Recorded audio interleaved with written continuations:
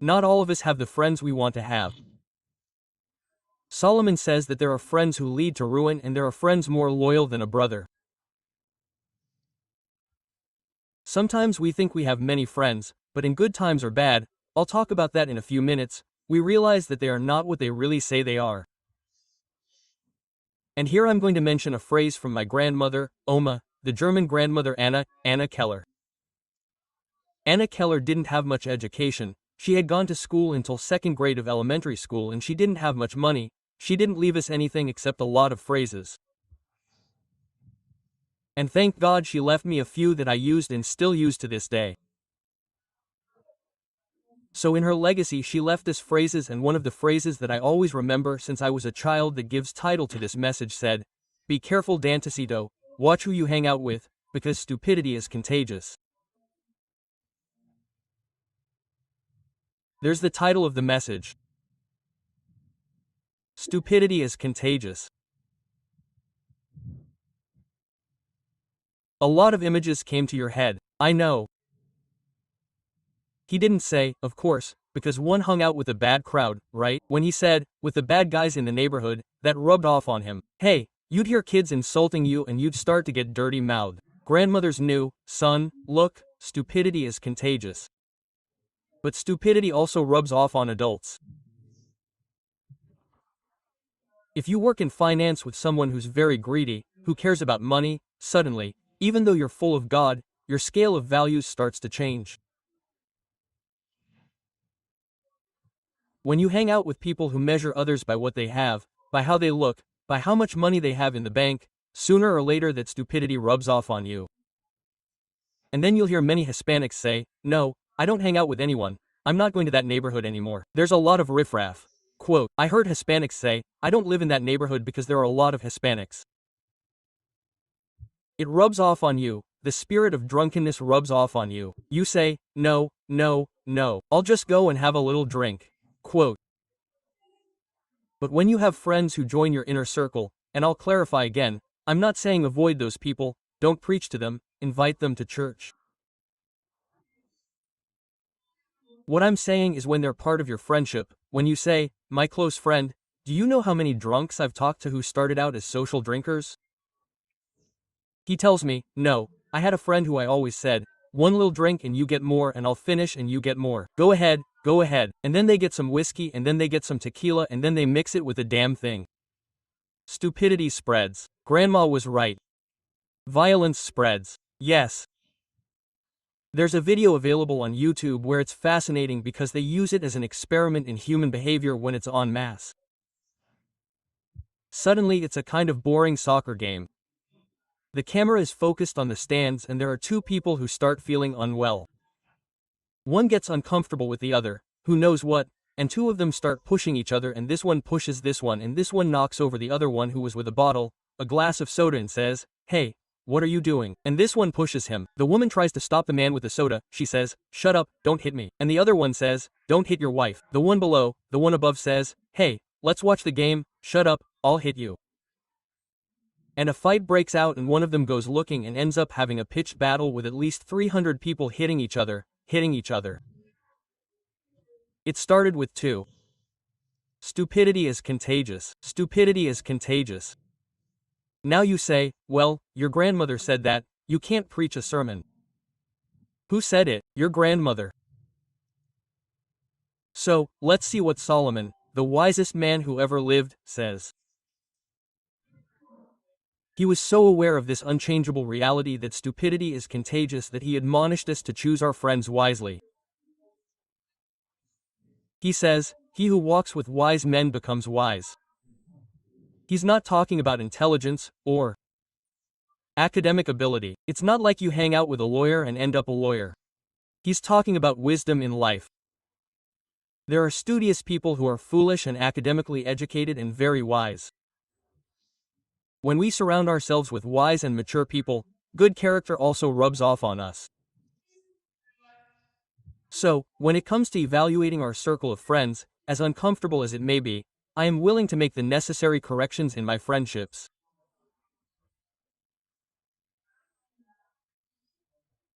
Solomon gives 7 warning signs regarding character traits that are offensive to God and that, if you don't evaluate them, are toxic to you.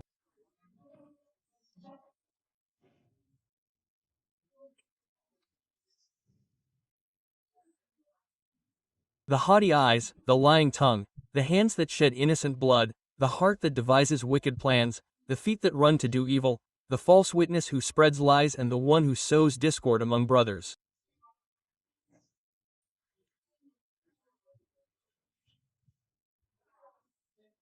Solomon says, if you see people like this in your private circle, be on your guard, pray for them, help them meet their needs, invite them to church, but don't even think about introducing them into your inner circle. Why? Today's prophetic word is because stupidity is contagious. How was your day, son-in-law? Quote, well, stupidity is contagious, the pastor said. Stupidity is contagious, and stupidity is going to stunt your development. It's going to hinder your spiritual growth. Paul would say, bad habits corrupt, bad company corrupts good habits. And yes, I also dare and take the liberty of saying that bad habits of having bad friends corrupt your lifestyle. They corrupt it, they change it. And I'm going to do one. I'm going to quickly review what Solomon said to build on what God told me to tell you. Look, lend me your 5 senses. You'll see how this is applicable, utilitarian. We can apply this tomorrow, Monday, or who knows, today, Sunday. Change plans. Who are you going to have lunch with? Pride. Eyes that are exalted, says Solomon. When you think of a proud person, an Argentine comes to mind. Maradona, walking like a pigeon, that's how it is. I don't hang out with people like that, right? A proud person is someone who looks down on others with disdain. Pride is when someone says, I am educated and you are not. I am studious and you are ignorant. I am pretty and you are average. I have a butt and you do not have one. I am thin, you are fat. I am married, I am single. I am married, you are single. I am spiritual, you are secular. Oh, you are of the secular world. Quote, even that arrogance is what Solomon says. Love those people so that they will change, but do not bring them into your circle. When the Lord says that He died for all of us, that He loves us all, He also died for him, He also died for you, He died for me, and He loves us all. Solomon says, take care of yourself. Then he talks about the lying tongue, the dishonest, the blatant liars, the exaggerators, the ones who sugarcoat the truth. Solomon says, keep the lying tongue away because it's going to rub off on you, because you're going to tend to exaggerate, because you're around people who exaggerate all the time, it rubs off on you. Stay away from them. Quote, at least don't let them in at your little table. Don't let them in, don't let them in the kitchen. If they do, let them stay in the parlor, but don't let them in your kitchen because it's going to rub off on you. Solomon says, and the violent, hands that shed innocent blood. And you say, well, this is obvious. I'm not going to invite the guy with the Jason mask and the axe and the chainsaw into my little circle. Quote, but he's not talking about murderers, perhaps literally, but about violent people, those who oppress the weak. There are people who are violent in the way they treat others. We're not talking, I insist, about the one who goes out with a chainsaw to kill people, but there are violent people, people who say, I'm a believer, but I'm not stupid. If I have to punch them, I'll punch them. Quote, there are people who are like that. You listen to them, it's part of your friendship, and you become violent, quick to react. It's not the same as when you're with a peacemaker, with someone who says, no, let's try to talk. When you're with someone violent, you become violent. It's also a microclimate of tension in the atmosphere. Solomon says, beware of swindlers, those who make evil plans, whose feet are quick to run toward evil. These are people who have businesses that have suddenly prospered and have not taken the right path and have the habit of justifying what they do. And if you are starting a business, you know how difficult it is to be honest in an ethically murky world. So it is very likely that if you meet people who live taking shortcuts against the law, you will want to take them. You have to know what is God's and what is Caesar's. It is not that one says, "Oh, Mr. Arares, how can I pay you more?" One has to pay what is due, but one should not give money away either. Give unto Caesar what is Caesar's and unto God what is God's. It is quite another thing when we want to live our whole life on the sidelines without ever getting in line with the things we know we are doing wrong, when we do not want to fix our situation. Married people, people in a relationship who do not want to get married, people living in common law marriage, people who live with a woman who lives with a man for papers, for legal status. We come across people who live under a false name so they can work. So, when we go to the sidelines, when we see people like that, we tell them, "Why are you doing that?" Most of them tell us, "Because a friend told me to do it and it went well for him." Do you know how many people walk around in orange jumpsuits in prison? Why did a friend tell them to do it? Because when your friend tells you, "Go ahead, cross, go through," nothing will happen. Some have even lost their lives because a friend or a friend told them so. Stupidity is contagious. You may meet someone more rational, more spiritual, and they may tell you, "No, don't do that. You're putting your family at risk. Don't get involved in that, because transgressions are a slippery slope that you don't want to be on." You don't want them to put you in the shoes of transgression. That's a true friend. The others will push you into bad things. Solomon says, gossips, false witnesses who spread lies. Look at that beautiful definition. A false witness who spreads lies. And we kind of underestimate gossips. Hey, there's a lot of sin in your church. No, the occasional gossip. But gossips are on the list of murderers. Gossips kill with their tongue. And Solomon says, beware of those who spread lies. If someone is telling you something about someone else, they are probably also talking about you to someone else. And that's the last thing you need to get on your nerves. A gossip comes to your house and says, you have to say, "Look, if you can't defend yourself, don't talk to me." No, but I want to tell you as a friend and because I'm your friend. No. That doesn't add up. What divides and subtracts are the equations that the devil uses. I add and multiply like the Lord. If it doesn't add and multiply, don't talk to me. It probably divides or subtracts. And Solomon tells us, beware of the gossip, the one who sows discord among brothers, the divisive ones. Proverbs says, the wicked stirs up strife. Jesus said, blessed are the peacemakers. But when someone takes all their offenses to the red category, we are at war. He is a divider. And the Lord says through the word and through Solomon, don't bring him into your circle.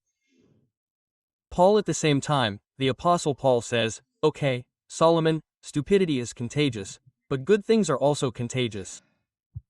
You are in an office and there is always someone, a man, a woman who says, hello, good morning, wonderful people. Monday at 8 in the morning, that's how you greet. Quote, he says to the girl, but how pretty, you look thinner, I think.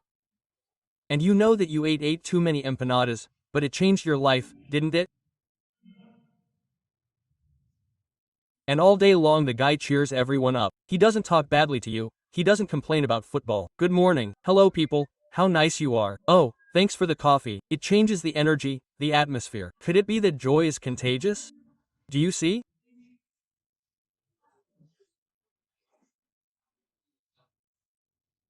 You go to the gym once a week, kind of forced, and you meet guys who are building muscle and you're developing a belly by drinking beer.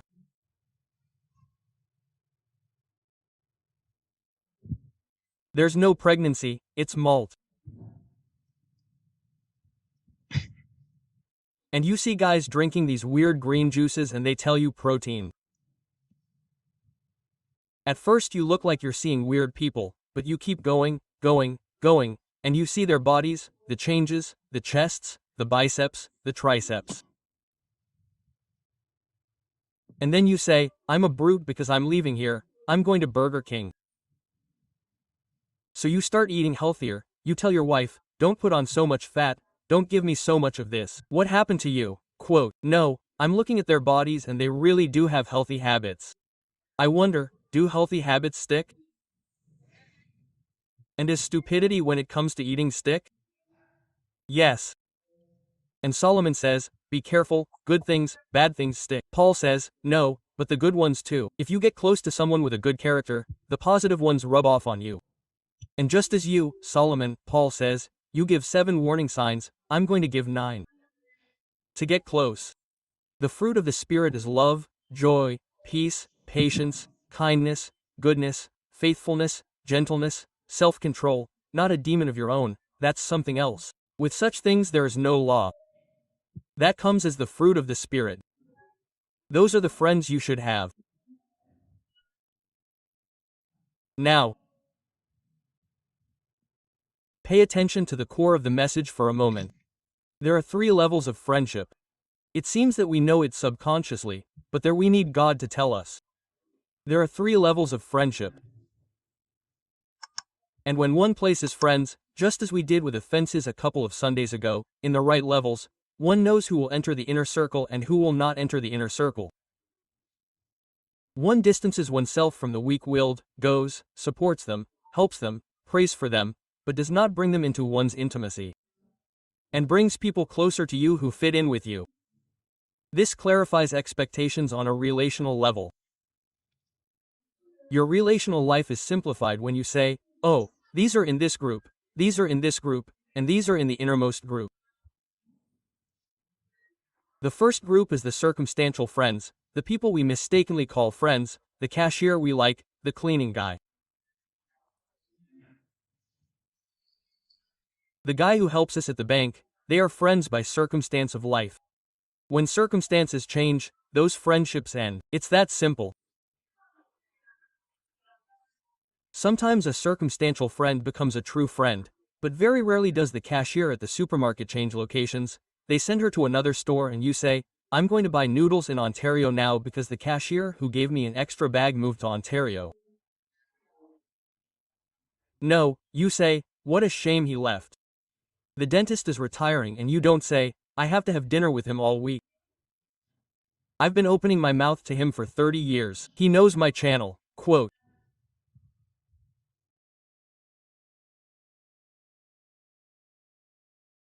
That's life. Dentist retires and you look for other dentists. These are relationships that come and go. Now, these are not fake friendships. It's not that one is being hypocritical. One connects for a reason and circumstantial friends are also important. You should pray for them, invite them to church. But if you think they are true friends, you will be disappointed. They are circumstantial people. Second, they are seasonal friends. I have not yet reached the level of lifelong friends. I said, the circumstantial ones and the ones that are there for a while. I was in Argentina and I made friends with people who were friends for 20 years. I thought that nothing would separate us. And it has happened to you that you say, well, I'm traveling to another country, but we still talk. Hey, we send a few WhatsApp messages, send me photos.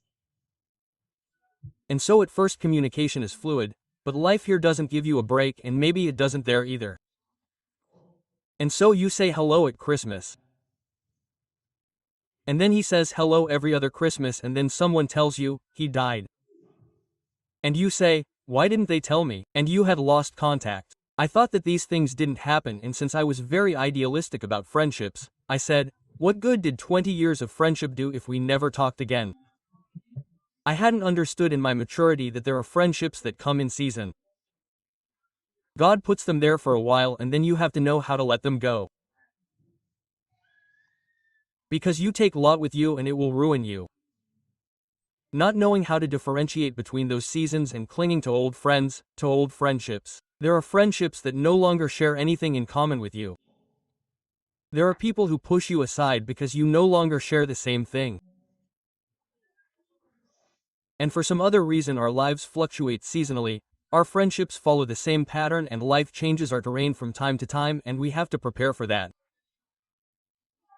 Ecclesiastes chapter 3 says that everything in this life has a time, including friendship. Even for some collaborators in the congregation.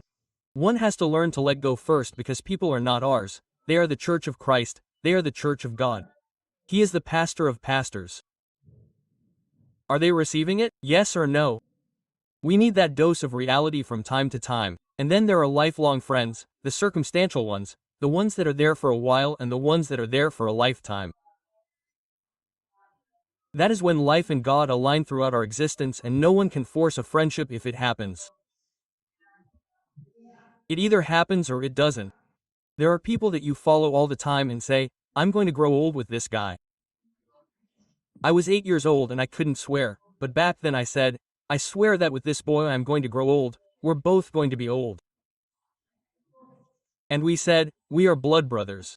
And nothing in life was going to separate us. We played together, we shared together, we copied on the test together.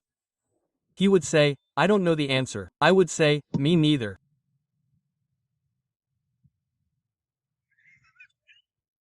And one day they divided the classrooms, man, they divided them because there were too many of us. I said, let's continue our friendship. One classroom won't separate us. Quote, do you know that the condemned man made new friends? That was my first disappointment in believing that everyone is a friend.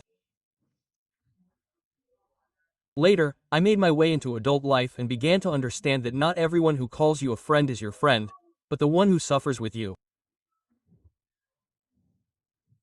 I always say, I will reap grace if I ever need it. We all reap justice, right? Even though we have sown, they don't adjust us right away.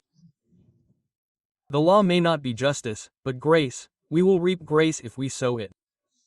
Yes, if one day, God forbid, I mess up, make a mistake, commit some illegal act, God forbid, it's a metaphor. I mean, there will be someone who loves me despite my mistake. As I said last time, at the end of the day I would rather be hated for who I am than loved for who I am not. Authenticity is what God asked of us this year. We are a church that is authentically in need of God. Authentically in need of grace. How many of you will say amen? And I will end with this. Reduce your relational circles. My dad used to prune the plants and I would tell him, why are you stripping everything bare? Because that gives strength to the fruits. So we need a good pruning. I'm not telling you, hey, cut everyone off, but rather cut off the people who made you stupid, who made you eat badly, who made you drink more alcohol than you should, who took you to clubs to dance, who made you gossip about the church, who instead of making you pray more recommend Netflix series.